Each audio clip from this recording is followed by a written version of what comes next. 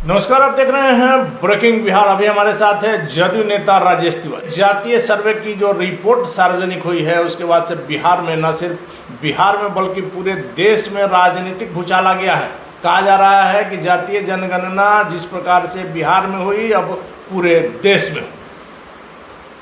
राजेश तिवारी जी, ये देखिए, स्वतंत्र भारत का एक ऐतिहासिक कदम है और जातीय आधारित जनगणना का जो रिपोर्ट आ जाना, जो पहले बीजेपी सहित तमाम लोग ये कहता था कि नहीं इस प्रदेश में भी चुनाव जातीय आधारित गणना हुआ है, कर्नाटक में भी हुआ, बहुत सारे प्रदेशों में हुआ है, लेकिन रिपोर्ट जारी नहीं हुआ है, नीतीश कुमार जी रिपोर्ट जारी नहीं की। ये बात तो लोग कहता था, लेकिन ये प्रूफ हो गया कि नीतीश जी आज तक जो भी अपने हाथ में काम लिए हैं उसको अंजाम तक पहुंचाए हैं। देखिए, कभी ये प्रदेश बिहार बीमारू राज्य बोला जाता था, आज जो है एक विकसित प्रदेश के श्रेणी में आकर के खड़ा हुआ है।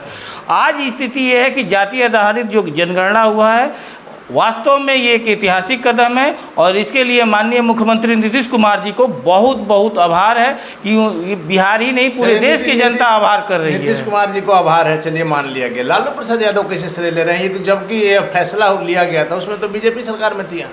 ठीक है, लेकिन ये विपक्ष में थे, लेकिन विपक्ष भी समर्थन किया था। लेकिन बीजेपी को भी इसका श्रेय दीजिएगा ना कुछ? लेकिन वो लेने का तैयारी, वो तो क्रिटिसाइज पर उतर गया है। हम लोग तो इसमें श्रेय, हम लोग तो पूरा सबको श्रेय दे रहे हैं। हम लोग श्रेय लेना भी नहीं चाहते हैं हमारे नेता।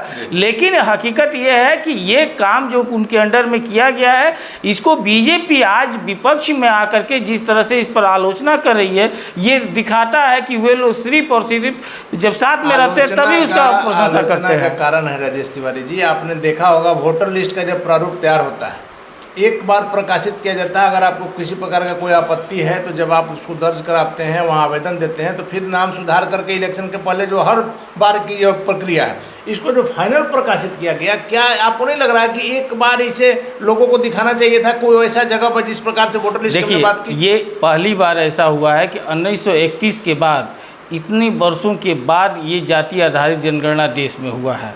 सबको अपने तरह तरह से इसका जो है विवेक कर रहा है, लोगों का विवेचना कर रहा है। लेकिन हकीकत है, अगर जो भी आपने देखे में सभी जो त्रुटिलेस किया गया है, लेकिन कहीं अगर किसी को लगता है कि कमी है तो धीरे धीरे इसमें सुधार किया जाएगा। मैं दूसरे की बात नहीं कर रहा हूँ, मैं अपनी बात कर रहा हूँ। मेरे यहाँ ही मकान की गिनती के लिए तो आए लोग, सरकारी कर्मचारी जो आए थे, लेकिन उसके बाद जातीय जनगणना के लिए मेरी आर्थिक स्थिति क्या है, मेरे परिवार में कौन है, कोई नहीं आया।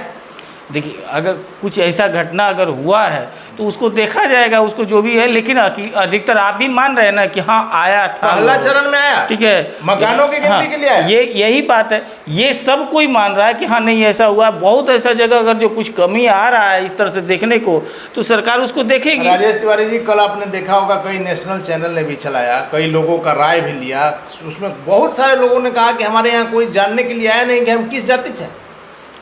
अगर ऐसा नहीं है, देखिए कुछ लोग इस तरह से राजनीतिक इसका माहौल बनाना चाहते हैं, लेकिन हकीकत यही है कि अधिकतर लोगों को क्या गया हुआ है। और आप देख लीजिए कि जनसंख्या भी जो 13 करोड़ अनुमानित था वो 13 करोड़ से ऊपर पहुंच गया है। तो अगर इस तरह से, और सभी जात का जो लोग पहले किस तरह से नहीं, सब कोई अपना अपना, कोई 6%, कोई 10%, जो आज 14% है वो 18% कहते थे, जो आज 3%, 3.5% है वो कहते थे 7%, सब कोई दावा करता था। एक चीज मानिएगा, जिस प्रकार से अभी जिसे यह जारी हुआ, हमको पता करना रहता है कि हम किस जाति के हैं, क्या मेरा सही छपा है या नहीं।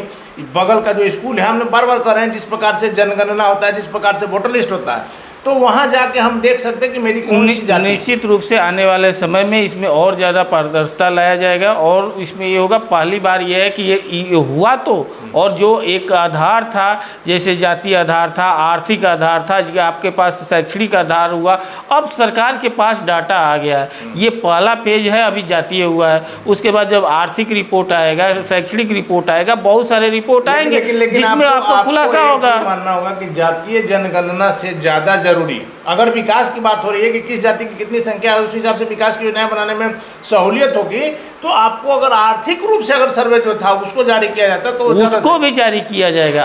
इसका तो यही तो उद्देश्य है कि जो आप संख्या का पता चल गया पूरे देश को, तो उसके बाद ये पता चल जाएगा कि किसके पास आपका, यहाँ तक कि आप देखे होंगे जो 15-16 कॉलम था उसमें छापा था कि किसके पास जो है अपना ज़मीन है, जब भूमि का ज़मीन कितना है, आप घर का ज़मीन कितना है, नौकरी कौन सा कर रहे हैं, आप प्राइवेट नौकरी कर रहे हैं, बहुत सारे कॉलम थे जिसके अनुसार से आप पता करते थे। तो आने वाला समय में निश्चित रूप से ये सब भी आएगा। और देखिए मकसद इसको राजनीतिक रूप दिया जा रहा है, लेकिन हकीकत मकसद है कि इससे सभी जाति और सभी धर्म के लोगों को आज जो है उचित माहौल मिलेगा और विकास की जो भी योजना है, विकास की जो भी रोडमैप है वो वहाँ तक जाएगी। मुख्यमंत्री जी ने मांग की है कि पूरे देश में जातीय गणना हो ताकि लोगों की कितनी संख्या किस जाति की है पता चल सके। एकदम। और जो बिहार मॉडल है, नीतीश मॉडल है जो जातीय आधारित जनगणना को, इसको देश में लागू करना चाहिए, क्योंकि इससे हकीकत पूरे देश में कौन सा जात में किसी में अगर फॉरवर्ड में है तो उस फॉरवर्ड में कौन कौन लोग जो हैं जिनके पास शैक्षणिक योग्यता नहीं है, जिसके पास जो है ज़मीन नहीं है, हर जात में गरीब है, हर जात में अमीर है। तो ये अगर जो मॉडल लागू होगा तो निश्चित रूप से आने वाला समय में ये टोटल देश को पता चलेगा। आपके राष्ट्रीय अध्यक्ष ललन बाबू ने सुशील मोदी को दोमुहा सांप कहा। क्या राजनीति में ऐसे शब्दों का चयन उचित?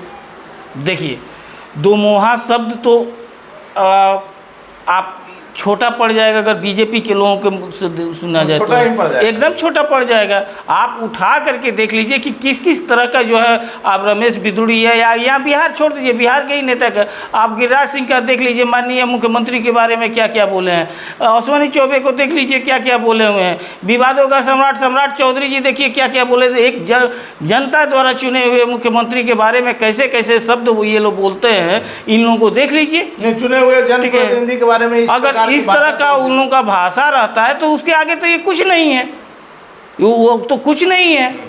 लेकिन इन लोगों का शब्द देख लिए कि इन लोगों का शब्द क्या है। और ये भाजपा वाले अगर जो गाली गलौज का भाषा और संसदीय भाषा अगर न करें तो शायद उन लोगों का कोई भी भाषण कंप्लीट होगा ही नहीं। चलिए आखिरी सवाल है, मुख्यमंत्री जी ने जो सर्वदलीय बैठक बुलाई इसका क्या उद्देश्य? देखिए ये इस तरह का मुख्यमंत्री जी हमेशा करते रहते हो।